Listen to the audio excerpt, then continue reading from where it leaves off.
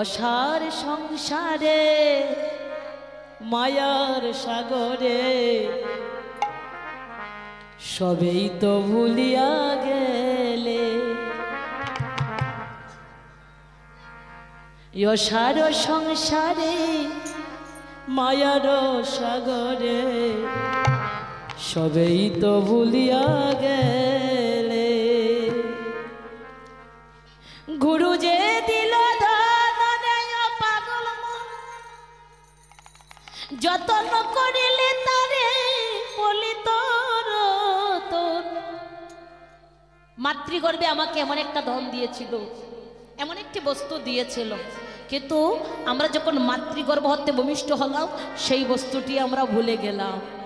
কেন? এই মায়ার সংসারে ডুবে। তাই বললেন গুরু যে দিল পাগল মন যখন করিলে তালে ফলিত রতন। ওরে কেন বজলে না মন গুরুর দুটি শ্রীচরণ। তুই কেন বজলে না মন গুরুর দুটি শ্রীচরণ। এই মানুষের খুলে কালি দিলে মন আমার। অসার সংসারে মায়ার সাগরে সবাই তো ভুলিয়া গেলে। অসার সংসারে মায়ার সাগরে সবেই তো ভুলিয়া গেলে। গুরু যে ধন দিয়েছিল সেটুকু তোমরা ভুলে গেলে। তাই আমরা ভুলে গিয়েছি বলে এই জগতে একজন গুরু ধরতে হয়।